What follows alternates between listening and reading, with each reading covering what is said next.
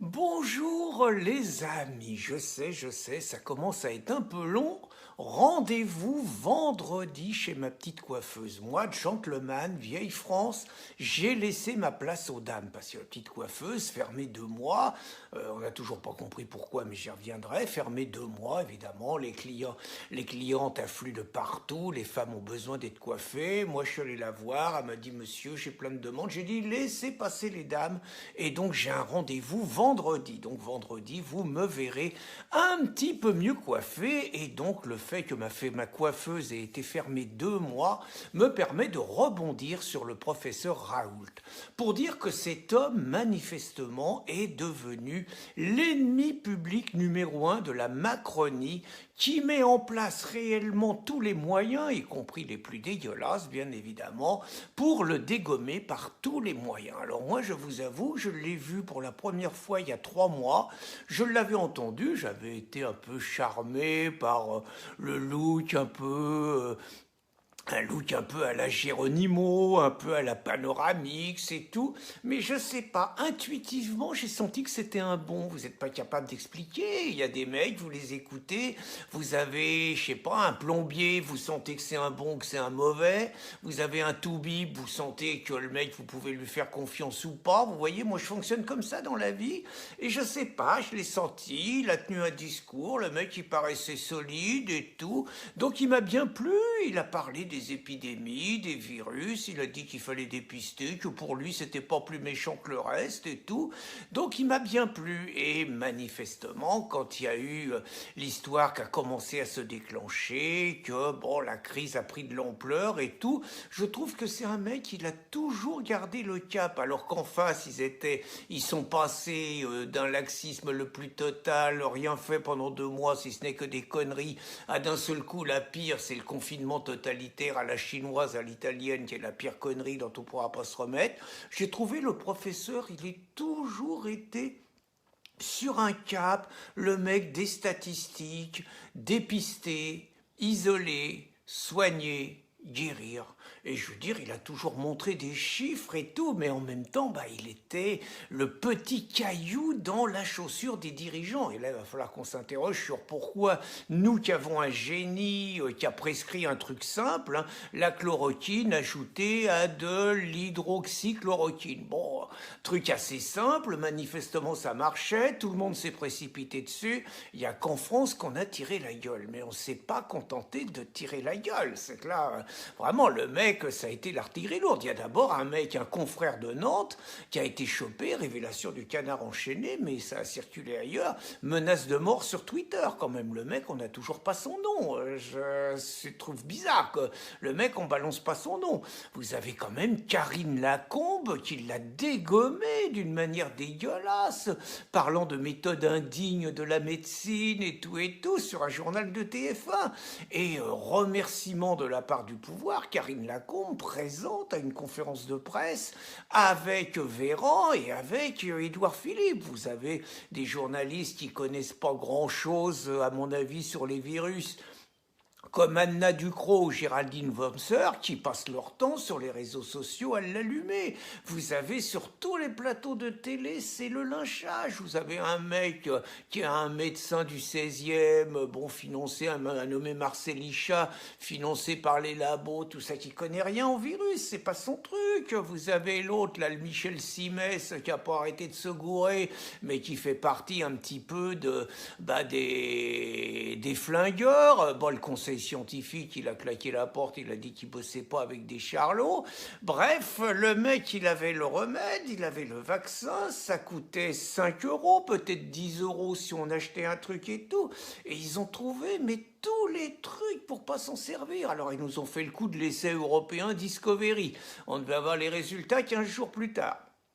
Après, ils nous ont, il y avait toujours pas le résultat. Ils nous ont dit qu'il fallait tester la chloroquine et tester le truc. Ça fait 50 ans, quand Raoul dit que le monde est fou, et il a des raisons, ça fait juste 50 ans que des milliards, plus d'un milliard d'individus l'ont pris, les tout-bibles le prennent et tout. Et là, d'un seul coup, un truc évident, ça devenait... on le faisait prendre à des mecs en train de mourir parce qu'on les avait pas dépistés avant. Et les mecs, eh ben, ils mouraient. Et on a commencé à dire, c'est tout juste si on n'a pas mis les bracelets à Raoult, comme quoi c'est à cause de son médicament qu'il est qu'il y a des morts. Bon, mais surtout, moi, ce qui m'a beaucoup plu chez Raoult, c'est qu'il a été une boussole pendant toute cette crise et que, je vous disais, il y a des gens à qui on fait confiance.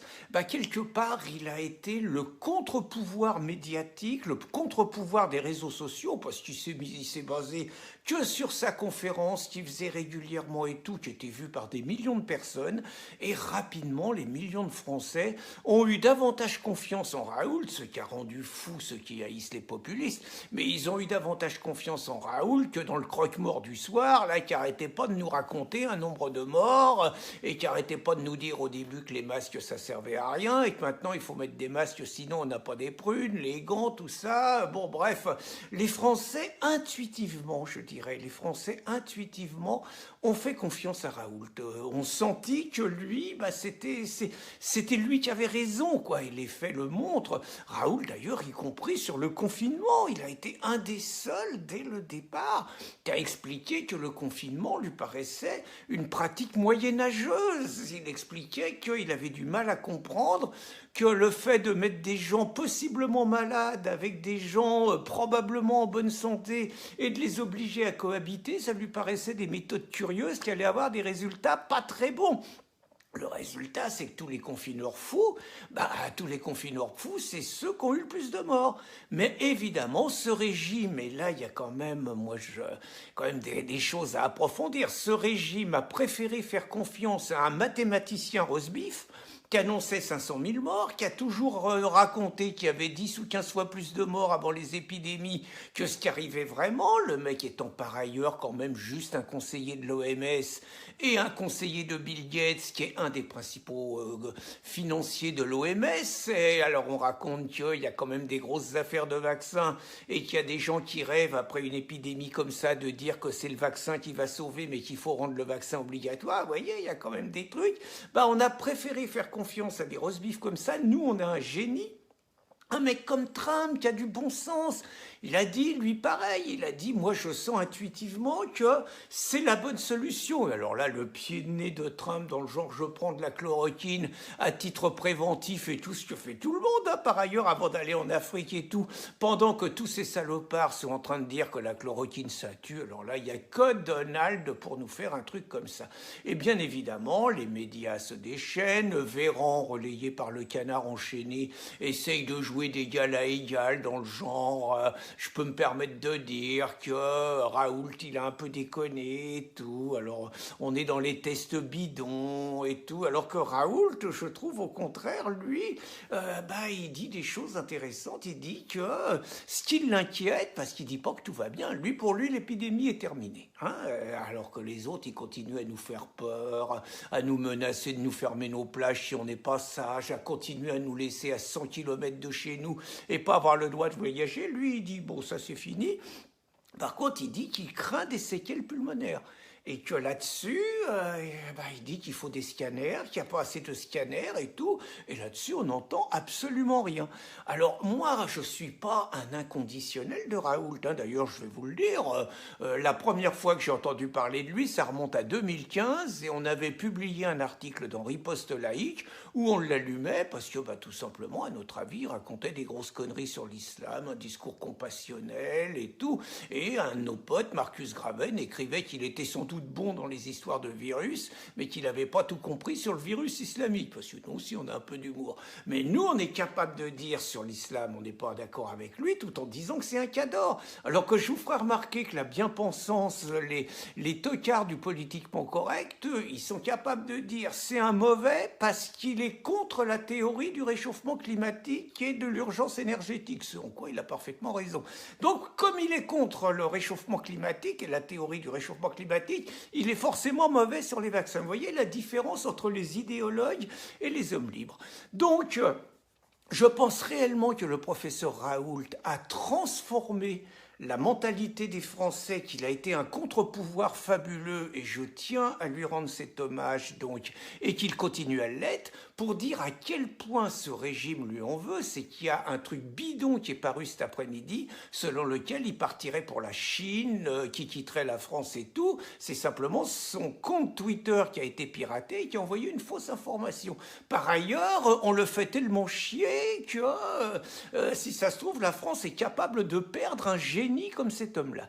Alors moi, je me réjouis d'autre part que il va y avoir un nouveau truc, et je ferai une vidéo sur Michel Onfray. Il va y avoir donc le Front Populaire qui va paraître, un bimensuel, où ouais, ça va paraître une fois tous les 2 mois, avec Michel Onfray, et le professeur Raoult sera là-dedans.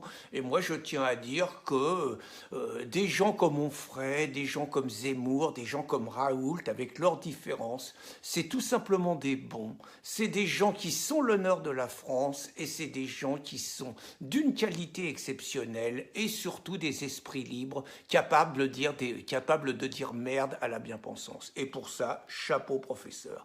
Bonne journée les amis.